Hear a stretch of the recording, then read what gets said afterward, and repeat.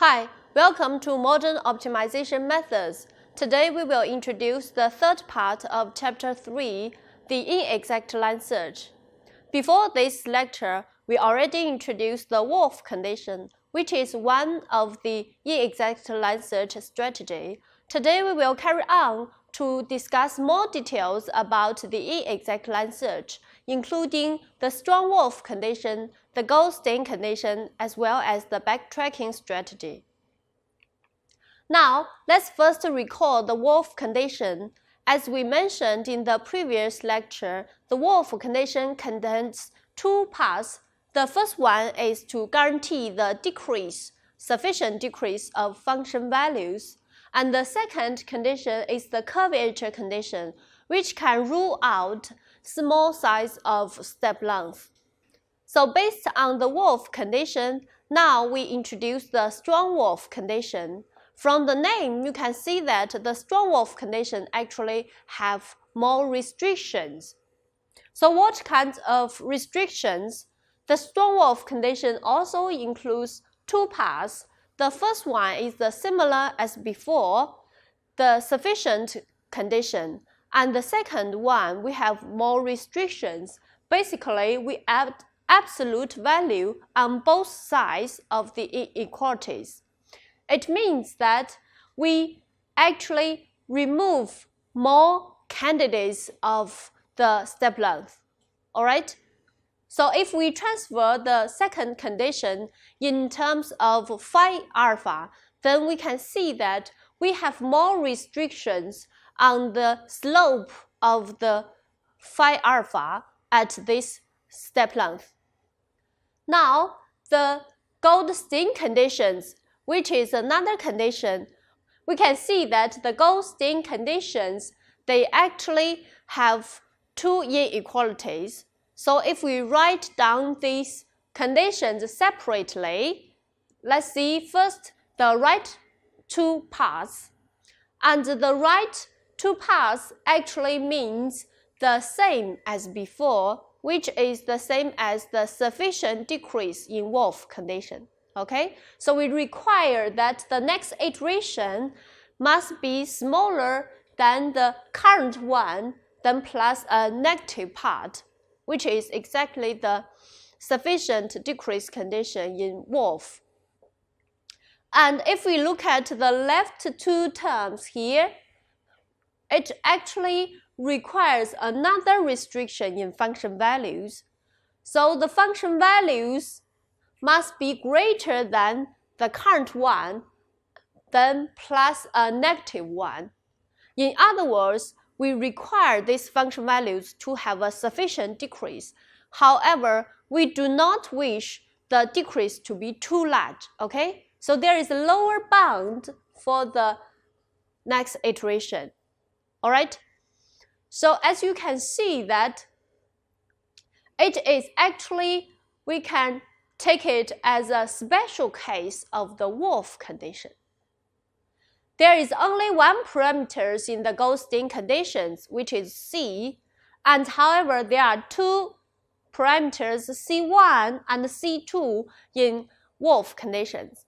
So by choosing special choice of C1 and C2, then we can reach the Goldstein conditions.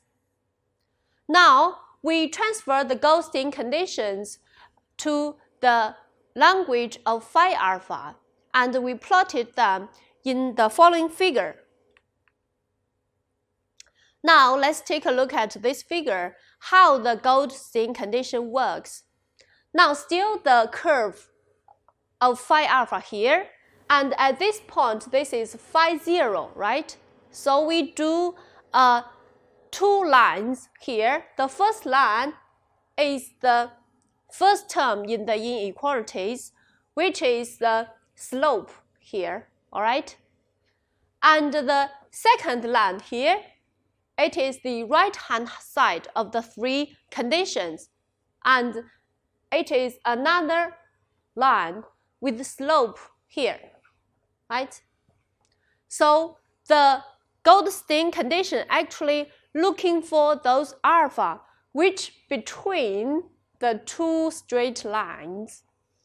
So by the two straight lines, we take intersections with the phi alpha, and you can see that the interval here, here, and there are three intervals that can provide us candidates for Goldstein conditions. In other words, as we can see that Goldstein conditions rule out small size of alpha as well, and meanwhile, it does not include very small function values.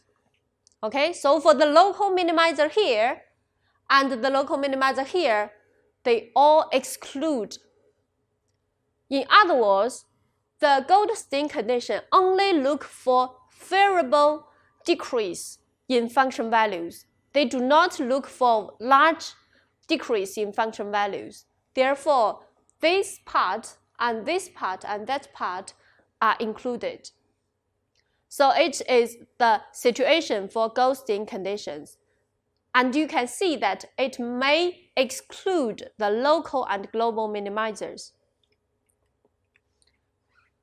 Now, these are some remarks about Goldstein conditions. Some of them I already mentioned, and as you can see that the Goldstein conditions, they are very often used in Newton-type methods to guarantee the global convergence. However, as it may rule out the global minimizers of phi alpha, we may lose the chance to get a very large decrease. Okay, so this is the feature of Goldstein conditions. Also, you may wonder whether the feasible region of this alpha exists.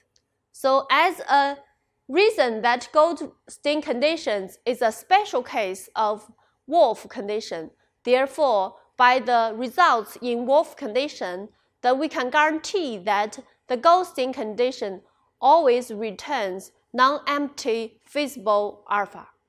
Now, let's take a look at the backtracking strategy. So backtracking, from its name, we can see that it is restricting the step size smaller and smaller. So backtracking actually only require this condition holds. Okay, so this condition is exactly the sufficient decrease condition in Wolf conditions. All right, so with backtracking approach, we just use such conditions to guarantee the sufficient decrease. However, we cannot get rid of very small step size alpha. Another advantage of backtracking approach is that it has very small function value iterations. Okay? Now, let's present the algorithm for backtracking strategy. The idea is very simple. We are giving a starting point, alpha bar, which is our first trial step length. And we choose a ratio rho, which is a decrease ratio in each trial. Then we choose a parameter C, which is the condition here to satisfy. Then after choosing the three parameters, we can do calculation. So at current xk and pk, notice here alpha k and pk are given. And we calculate the next iteration f. Then compare with the right-hand side whether the conditions are satisfied. If the answer is yes, then we return and we get our step length. Otherwise, the condition does not hold, so we need to decrease the step length. All right? So assume that you jump to the corner with the step size very large and the condition fails. So in that case, we shrink the step size. We move a little bit back. We try the step size as this one, a ratio of the original step size. Then we repeat the calculation to compare whether the condition holds or not, until we find a step that satisfies it. Then we stop the iteration. So the backtracking is very simple and it is easy to program in any program softwares, okay? So for backtracking line search strategy, another very important fact is the following conditions. This condition may frequently be used to improve the global convergence of line search strategy. It is like this. So assume that alpha k are satisfied for the line search strategy. Then we can find, or we can use that the previous step length, which is the rho inverse alpha k, this step length, must make the condition fails. All right? Because alpha satisfies the condition, therefore the previous one must make the condition fail. So we can get this condition here. That means if we put the previous step length into the inequality, the inequality will change the direction to strictly greater than. It will be frequently used to estimate a lower bound of step length in convergence analysis. Now, we also have some other remarks about the step length alpha k. So for the initial step length alpha, in Newton's method, we naturally choose it as unit step length. And for other real application problems, the initial trial step length may be varies. Okay, we may choose other probable choices. And for the ratio rho, which is a decreased ratio of the step length, we can also change it a little bit. So for each iteration, we can choose this rho not a fixed value, but with a lower bound and upper bound, it can be chosen from a reasonable interval. However, this interval must be a sub-interval between 0 and 1. Okay? As long as this condition is satisfied, the result always holds as well. So this is some remarks about the backtracking strategy. Now, we have introduced 3 special strategies for inexact line search, including the Strong-Wolf condition, the Goldstein condition, as well as the backtracking conditions. Actually, the Strong-Wolf condition and Goldstein conditions, they are actually closely related to the Wolf conditions. However, the backtracking conditions actually is another one which only guarantees the sufficient decrease. There is no way for backtracking strategy to rule out the step length. In other words, the backtracking strategy may lead to very small step length. Okay, so we stop here for this part and see you next time.